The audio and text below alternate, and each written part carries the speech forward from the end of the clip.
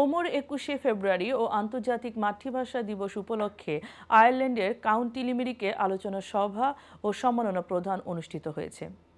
All Bangladeshi association of আয়ারল্যান্ডের উদ্যোগে আয়োজিত অনুষ্ঠানে ভাষা শহীদদের প্রতি শ্রদ্ধা জানানো হয়।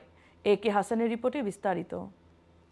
ওমর ২১শে ফেব্রুয়ারি এবং আন্তর্জাতিক মাতৃভাষা দিবস উপলক্ষে অল বাংলাদেশি অ্যাসোসিয়েশন অব আয়ারল্যান্ডের উদ্যোগে কাউন্টি লিমেরিকে এক আলোচনা সভা এবং আয়ারল্যান্ড প্রবাসী কবি, লেখক এবং সাহিত্যিকদের সম্মাননা প্রদান অনুষ্ঠানের আয়োজন করা হয়। সংগঠনের সভাপতি ডাক্তার জিন্নুরাইন জাগিরদারের সভাপতিত্বে ও সাধারণ সম্পাদক আনোয়ার হোসেনের পরিচালনায় প্রধান অতিথি হিসেবে উপস্থিত ছিলেন লিমেরিক থেকে নির্বাচিত প্রথম বাঙালি মেয়র আজাদ তালুকদার। পরবর্তী প্রজন্মের বাচ্চাদের নিয়ে সাজানো কবিতা আবৃত্তি ও ভাষা আন্দোলনের উপর তাদেরই নির্মিত ডকুমেন্টারি ছিল অনুষ্ঠানের প্রধান আকর্ষণ। আলোচনা সভায় অংশগ্রহণ করেন আয়ারল্যান্ডের বিভিন্ন কাউন্টি থেকে আগত অতিথিরা।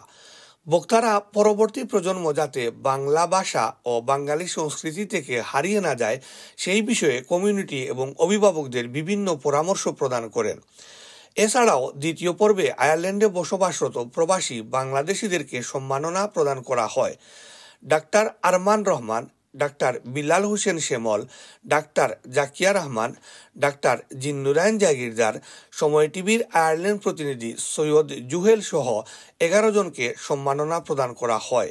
সভাপতির বক্তব্যে জানান, সম্প্রতি আয়ারল্যান্ড সরকার থেকে স্থায়ী শহীদ মিনার নির্মাণের অনুমতি পাওয়া গেছে এবং খুব দ্রুতই নির্মাণ কাজ শুরু করা হবে।